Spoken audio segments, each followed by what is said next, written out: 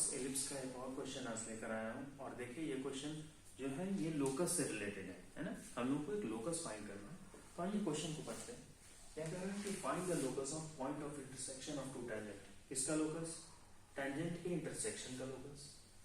If the line joining their point of contact to the centre of ellipse be at right angles.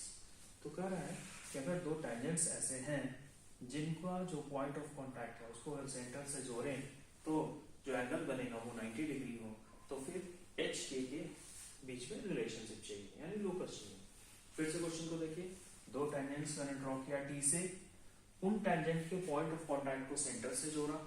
अगर वो angle right angle है then we need to find the locus of point T यानी H को। सबसे पहली बात जो PQ है लाइन वो क्या है? T के रिस्पेक्ट में PQ is a code of contact. PQ is a code of contact. Ellipse का इक्वेशन क्या है? स्टैंडर्ड इक्वेशन है ना। एलिप्स का इक्वेशन हम अगर नहीं पूछ दिया है तो स्टैंडर्ड इक्वेशन लेंगे।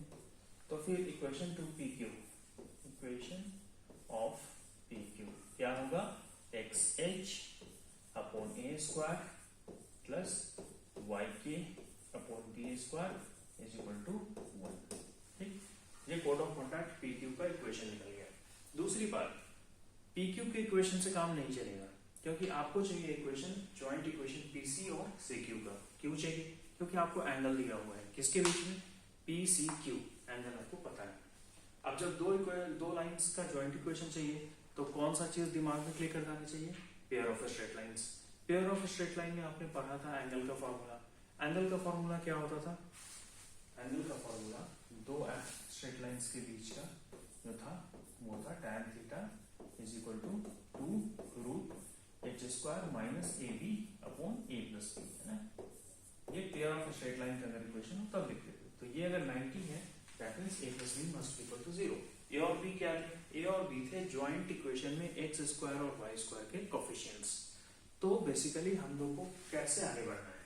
पहले पता करना होगा CP और CQ का जॉइंट इक्वेशन, उसके अंदर जो x स्क्वायर और y स्क्वायर के कोफिशिएंट आएंगे उसको 0 कर देना होगा है ना।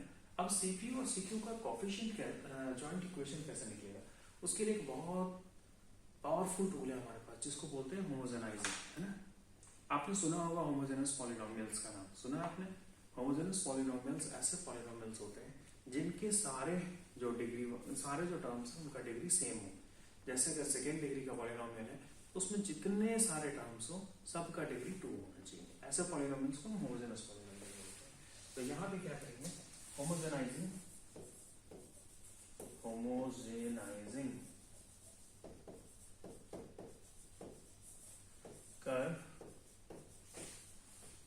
कर्व मतलब एलिप्स विद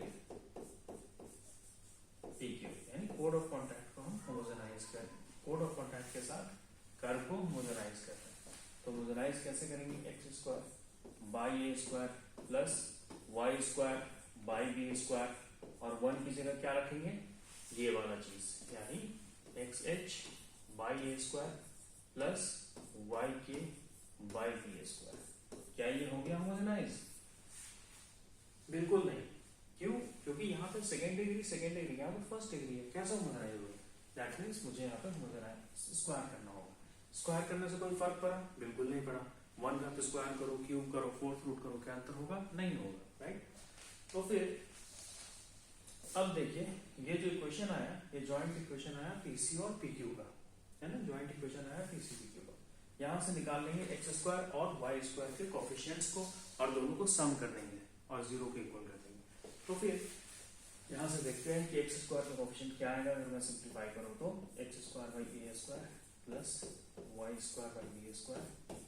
यहाँ से एक टर्म आएगा x स्क्वायर का, x square into h square by A का power 4 plus y square into k square by B का पावर 4 और plus 2x y h k by A square B square, जिससे मुझे कोई लेना देना नहीं है। क्यों नहीं है? क्योंकि मुझे बस चाहिए coefficient of x square y square का समेशन। तो फिर अगर मैं सारे चीज को एक तरफ ले आऊं, सारे टर्म्स को एक तरफ ले आऊं तो x स्क्वायर और y स्क्वायर का कोएफिशिएंट कैसे लिख सकता हूं? ऐसे लिख सकता हूं, देखिए square 1/a² minus h² by a का पावर 4 प्लस y²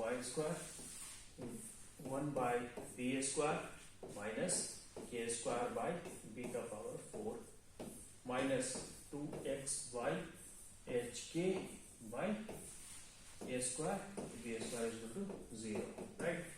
मुझे क्या करना है, इसको और इसको 0 से इक्वेट करना है। ओके, कैसे करेंगे, बिल्कुल इजी है। 1/a² minus h² by a का power 4 plus 1/b² minus k² by b का power 4 should be equal to 0। करो, 1/a² plus 1/b² is equal to h² by a का power 4 plus k² by b का power 4। तो देखिए, अगर आपके basic concepts clear हैं तो कोई भी क्वेश्चन मुश्किल नहीं है। बेसिक कॉन्सेप्ट यानी मैथ्स एक ऐसा सब्जेक्ट है कि सारे इंफॉर्मेशन एक के ऊपर एक पाइल अप होते हैं और उस पूरे सीक्वेंस का मेंटेन होना जरूरी है। अगर बीच से एक भी चीज खिसका हुआ है तो फिर वो पूरा बिल्डिंग गिर जाएगा। तो प्रीवियस जितने चैप्टर्स आपने पढ़े, आपने देखा सर्कल के कोड ऑफ कॉन्टैक्ट या फिर जनरल किसी भी कोनिक के code of contact, pair of straight lines के फॉर्मूलाज भी यूज हो रहे हैं, होमोजेनाइजेशन का भी कॉन्सेप्ट यूज हो रहा है। तो पिछले सारे कॉन्सेप्ट आपके सॉल्व होने चाहिए। अब देखिए, h की जगह क्या हम लिखेंगे, x² बाई a का power 4 plus y² by b का power 4 is equal to 1/a² plus 1/b²। तो ये हो गया आपका रिक्वायर्ड लोकस। तो आई होप ये क्वेश्चन आप लोगों को समझ में आया होगा और आप लोगों ने कुछ सीखा होगा इस वीडियो से। आगे मैं फिर मिलता हूँ एक किसी बहुत अच्छे क्वेश्चन के साथ। Thank you.